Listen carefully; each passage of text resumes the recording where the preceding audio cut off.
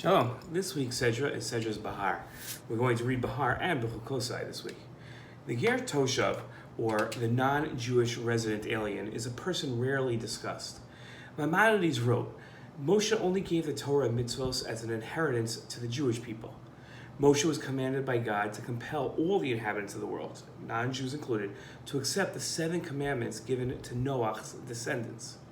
The 7 mitzvos are, and let me list them, the prohibition against worship of false gods, the prohibition against cursing God, the prohibition against murder, the prohibition against incest and adultery, all sexual sins, the prohibition against theft, the command to establish laws and courts of justice, and lastly, the prohibition against eating flesh from a living animal.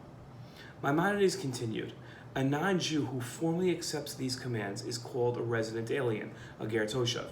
Any non-Jew who accepts upon himself the fulfillment of these 7 mitzvos and is precise in their observance is considered among the pious among the Gentiles and will merit a share in the world to come.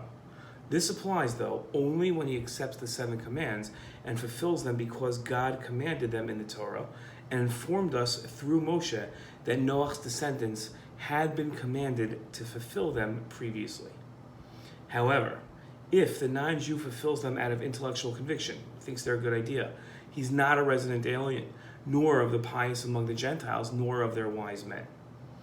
In this week's Torah portion, we read about a Jew who sells himself as a servant to a Ger Toshav, to one of these resident aliens.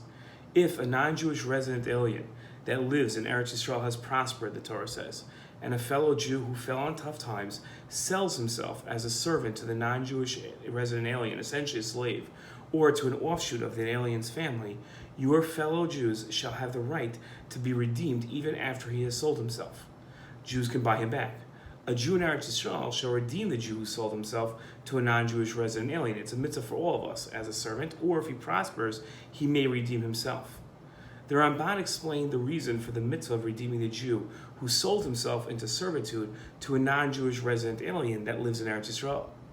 He's redeemed so that the servant Jew, this person who fell on hard times and sold himself, will not assimilate and learn from the actions of the non-Jew who now owns him. The verse in the Torah declares, the Jewish people are my slaves, they are slaves to me, meaning to God. We do everything we can to free the Jew from servitude to a non-Jewish resident alien. The Ramban's explanation, though, is curious. The Jew sold himself to a Ger Toshav. This is a non-Jew who believes in God, leads a moral life, and follows God's laws for Gentiles. It might not be a Jewish home, but one would have to think that this non-Jewish alien resident, the Ger Toshav, who lives in Eretz Yisrael, is the next best thing to a Jewish owner. Is this really the people that we're worried about, tempting a Jew to assimilate? It seems a little strange. But the answer lies in the difference between a Jew and a Ger Toshav's lifestyle. The similarities, an ethical monotheistic lifestyle, are clear.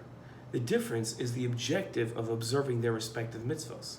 The Ger Toshav's objective in observing his mitzvos is to be in line with God's commands. But the Jew's objective is very different. The Jew's objective in following the mitzvah is to be sanctified. A few weeks ago we read, God spoke to Moshe saying, speak to the entire Jewish people and say to them, you shall be sanctified, kadosh to you, for I, your God, am sanctified. In his explanation of this verse, the Ramban wrote, the Torah prohibited sexual transgressions and forbidden foods, but permitted sexual relations between husband and wife and the eating of meat and drinking of wine. If they wanted, a desirous person will find a place to be lecherous with his wife or his many wives, or to be among the guzzlers of wine and the gluttons of meat. A novel b'Rishus Torah. He will speak as he pleases about all the vulgarities, the prohibition of which is not mentioned in the Torah. He would be a vile person with the permission of the Torah.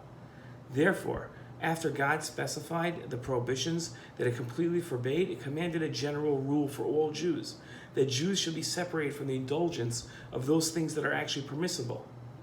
They should be kadosh. And it's true that the Ger Toshav isn't leading the primitive life of an idolater. Yet, that's not the standard that God expects of the Jewish people. The Jewish people aren't supposed to just avoid assimilation. They're expected to reach higher and attain kedusha. The Jewish people must redeem their brother from servitude to a non-Jewish ethical monotheist in order to keep open the opportunity for him to be kadosh. Shabbat Shalom.